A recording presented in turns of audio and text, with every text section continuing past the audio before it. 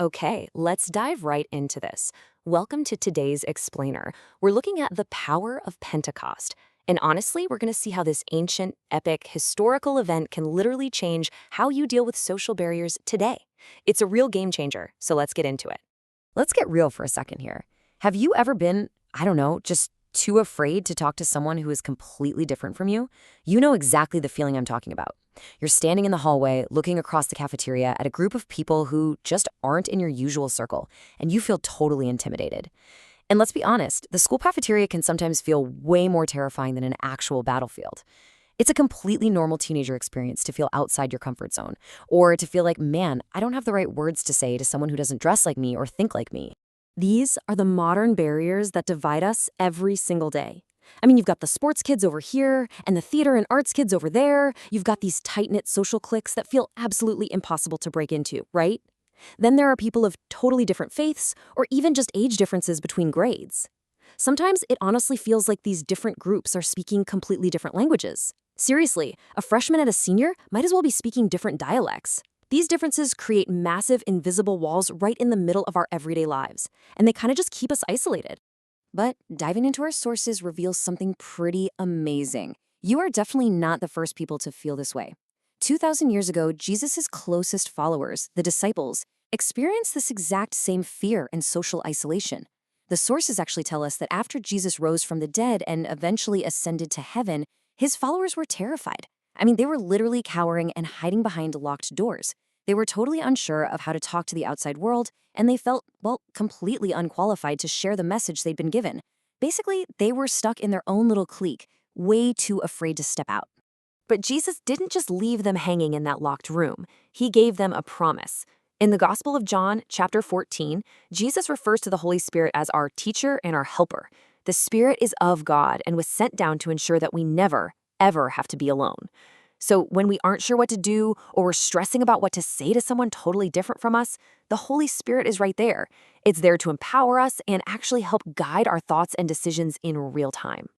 Let's move to the timeline and see how this builds because it's really all about waiting for God's perfect timing, which, let's face it, is usually the hardest part.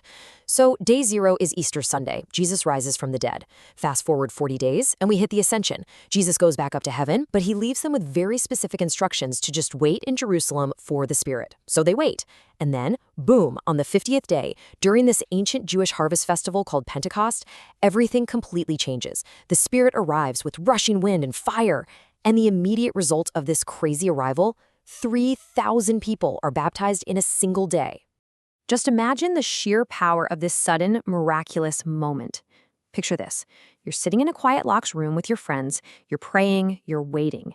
And then suddenly, out of nowhere, there's this deafening sound of a mighty rushing wind filling the entire house. And then, stuff that looks like actual tongues of fire appears and rests right on everyone's heads. But here is the crazy part. No one is burned.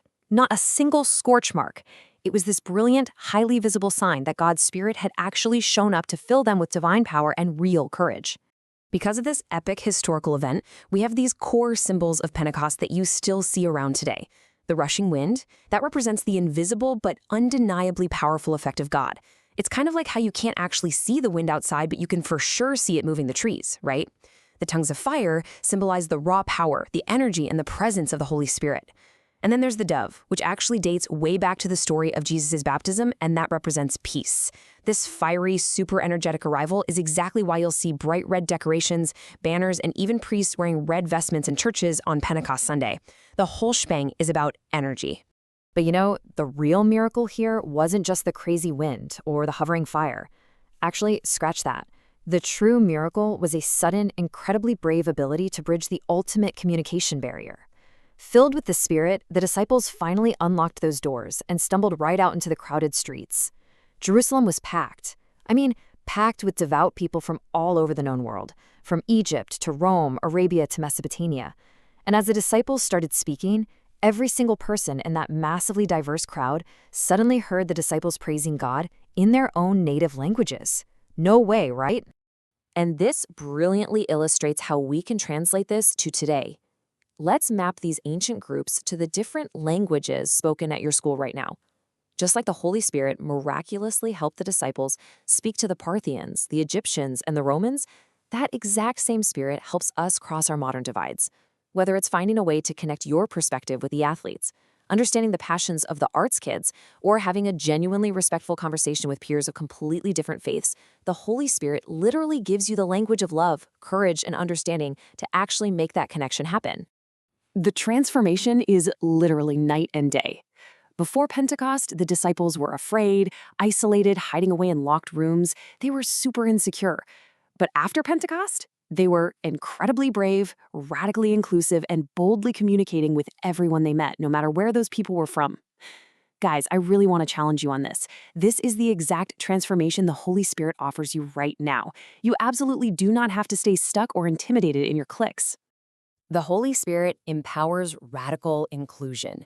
It gives you the boldness to step across the divide to connect with someone totally new. And look, the Holy Spirit doesn't just erase our differences. After all, the disciples still spoke in all those different languages to different people. Instead, the Spirit helps us respect our differences while totally celebrating what we have in common. You literally have the spiritual power within you right now to step out and break down those cafeteria walls. Think about it using this highly relatable analogy from our sources. The Holy Spirit is kind of like a battery in a toy. If you take the battery out, well, you can still sort of play with it, but it absolutely will not work the way it was originally intended to. It just sits there, lifeless. It totally lacks the power to do what it was made for. In the exact same way, we need the Holy Spirit inside of us to give us the true, active power to share love, to overcome our daily social anxieties, and to boldly serve God by genuinely connecting with others. And when we actually let that power work through us, the results are massive.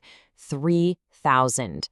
On that single day of Pentecost, Peter, who, remember, had previously been totally afraid, courageously stood up and communicated a message of hope across all those massive cultural divides. And because he was brave enough to reach out and speak, 3,000 people were baptized and joined the church that day. 3,000. That's enough to fill a whole stadium section. It just goes to show how massive the impact of reaching out can be. Your courage to speak up can literally have a life-changing impact on your entire school environment. So, I want to deliver this specific advice drawn straight from our sources as a highly actionable takeaway for you today. The text says, make an effort to try to overcome those differences. Try to converse with people you have previously avoided or not understood. Guys, this is a direct challenge to you. Tomorrow at lunch, go sit with someone new. If you're deeply into sports, take just 5 minutes to ask someone in the music department about their passions. Take the time to ask a peer about their differing beliefs, not to argue, but just to truly understand them better. Which brings us to our final, lingering question for this explainer. Who will you reach out to today? You have the helper.